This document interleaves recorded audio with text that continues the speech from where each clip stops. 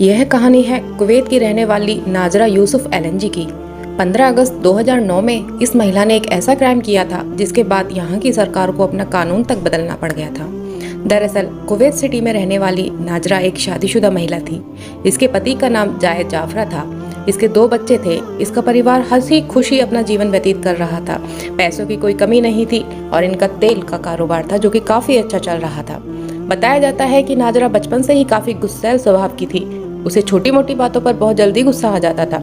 ये भी कहा जाता है कि वह थोड़ी मंदबुद्धि थी, लेकिन फिर भी परिवार के साथ वह अच्छे से रह रही थी। नाजरा और जायद के दोनों बच्चे भी शारीरिक रूप से विकलांग थे, फिर भी जायद ने पत्नी और दोनों बच्चों का काफी अच्छे से ख्याल रखा। नाजरा एक हाउसवाइफ थी जबकि जायद एक कारोबारी था। सब कुछ सही चल रहा था। इसी बीच 36 साल के जायद को लगने लगा कि इस्लाम धर्म के मुताबिक वह अपनी 4 पत्नियां बना सकता है। इसलिए उसने सोचा कि क्यों ना वह एक और शादी कर ले। फिर उसने अपने लिए एक लड़की ढूंढनी शुरू कर दी, लेकिन जब उसने इसके बारे में नाजरा को बताया तो वह काफी गुस्सा हो गई। घर में काफी लड़ाई हुई। उसने जायद को यह तक कह दिया कि तुम ऐसा क्यों कर रहे हो, क्या मैं तुम्हारे लिए काफी नहीं। जायद ने नाजरा को समझाया कि इस्लाम धर्म के अनुसार कोई भी पुरुष 4 शादियां कर सकता है। अगर मैं ऐसा करता हूँ तो इसमें हर्ज ही क्या है। लेकिन नाजरा ने सीधे कह दिया कि मैं तुम्हें किसी और महिला के साथ नहीं देख सकती, यह मुझसे बर्दाश्त नहीं होगा। फिर भी जायद अपनी बात पर टिका रहा और उसने नाजरा की बात को अनसुना कर दिया। इसके बाद जायद ने शादी करवाने वाले एजेंटों से कहा कि उसके लिए वह कोई लड़की देखे जिससे वह शादी कर सके। बहुत जल्द जायद को एक लड़की भी मिल गई। लड़की ने जायद के साथ शादी करने के लिए हामी भर दी। अब दोनों ने डिसाइड किया कि वे बहुत जल्द शादी कर लेंगे। उधर नाजरा को जब इस बात का पता चला तो वह अंदर ही अंदर घुटने लगी।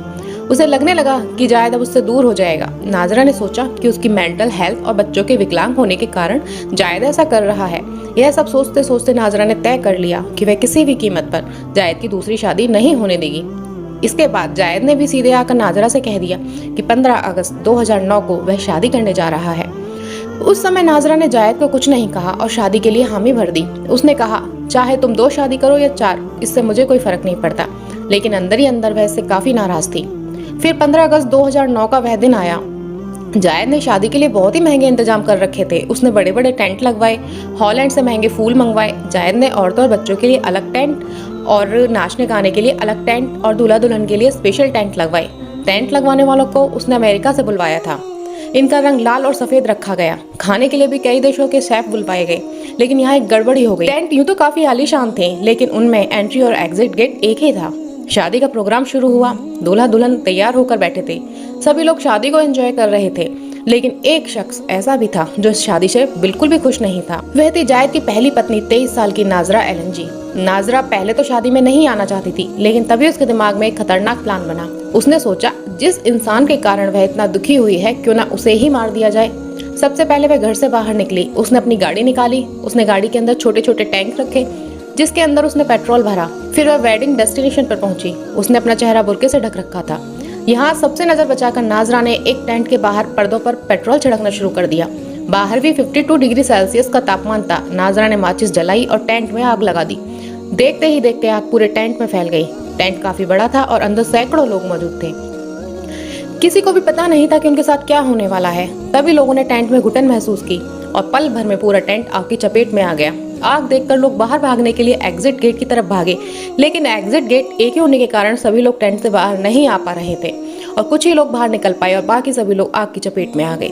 बताया जाता है कि आग के कारण टेंट के अंदर का तापमान 500 डिग्री सेल्सियस से भी ज्यादा हो गया था। जानकारी के मुताबिक सिर्फ 3 मिनट के अंदर कई लोगों की जान चली गई। 41 लोगों की ऑन द स्पॉट मौत हो गई, जबकि बाकी 90 घायलों को तुरंत अस्पताल पहुंचाया गया। इसी के साथ फौरन फायर ब्रिगेड की गाड़ियों को बुलाया गया और आग पर कड़ी मशक्कत के बाद काबू पाया गया। वहीं अस्पताल में भी इलाज के दौरान कई लोगों की मौत हो गई, जिसके बाद मरने वालों का आंकड़ा 57 पहुंच गया। बता दें, इस टेंट में सिर्फ औरतें और बच्चे ही थे, मतलब कि मरने वालों में कोई भी पुरुष नहीं था। सिर्फ महिलाएं और बच्चे ही इस अग्निकांड में मारे गए। रिपोर्ट के मुताबिक 41 लोग जो कि ऑन द स्पॉट मारे गए थे, उनकी पहचान नहीं हो पा रही थी। इसके बाद उनकी पहचान डीएनए टेस्ट के जरिए की गई। पुलिस को घटना स्थल पर पेट्रोल के टैंक मिले। अब शुरू हुई केस की जांच। पहले तो पुलिस को लगा कि शॉर्ट सर्किट के कारण यह हादसा हुआ है, लेकिन जांच के दौरान पुलिस को घटना स्थल पर पेट्रोल के छोटे छोटे टैंक दिखाई दिए। उनके अंदर भी पेट्रोल बचा हुआ था। पुलिस को शक हुआ कि यह आग लगी नहीं बल्कि लगाई गई है। अब पुलिस ने शादी में आए सभी लोगों से पूछताछ शुरू की, जिसके बाद जायद और उसकी नई नवेली दुल्हन से भी पूछताछ की गई। दोनों ने किसी पर भी शक नहीं जताया। फिर पुलिस ने जायद की पहली बीवी नाजरा से भी पूछताछ शुरू की। नाजरा ने पुलिस को सीधे बोल दिया, मैं तो अपने बच्चों की देखभाल में लगी हुई हूँ, मुझे इसके बारे में कुछ ज़्यादा नहीं पता। फिर दोबारा पुलिस ने जायद से पूछताछ की। फिर जायद ने पुलिस को कहा कि मुझे अपनी बीवी पर शक हो रहा है क्योंकि वह शादी से खुश नहीं थी। द गार्जियन के मुताबिक पुलिस ने यह सुनकर एक बार फिर दोबारा नाजरा से सख्ती से पूछताछ की। इस बार नाजरा टूट गई और उसने गुनाह कबूल कर लिया। नाजरा ने बताया कि वह जायद को मारना चाहती थी, लेकिन उसे नहीं पता था कि वह उस टेंट में नहीं है। उसने सोचा कि जायद अपनी नई नवेली दुल्हन के साथ इस टेंट में होगा, इसलिए उसने इस टेंट को टारगेट किया। इसके बाद कानून के मुताबिक नाजरा का वकील जब पुलिस स्टेशन आया तो उसने नाजरा से कहा कि वह अगर बचना चाहती है तो अपने बयान से पलट जाए। नाजरा ने ऐसा ही किया। वह तुरंत अपने बयान से पलट गई और कहा पुलिस ने उससे जबरदस्ती यह बयान लिया है। उसने कहा कि मैंने ऐसा कुछ नहीं किया, मुझे घर जाने दो, लेकिन पुलिस पहले ही ऑन कैमरा उसके बयान को रिकॉर्ड कर चुकी थी। कोर्ट में भी यही बयान जज के सामने पेश किया गया, जिसके बाद जज ने भी माना कि नाजरा ने ही ये क्राइम किया है। जज उसे मौत की सजा सुनाने ही वाला था कि तभी नाजरा ने बताया कि वह प्रेग्नेंट है। बता दें कि कुवैत के कानून के मुताबिक प्रेग्नेंट महिला को मौत की सजा नहीं दी जा सकती है। यह सुनते ही उसे फौरन जेल भेज दिया गया और मौत की सजा पर रोक लगा दी गई। लेकिन जेल में रहते हुए नवंबर 2009 में पुलिस ने एक रूटीन मेडिकल चेकअप करवाया, जिसमें पता चला कि नाजरा प्रेग्नेंट नहीं है।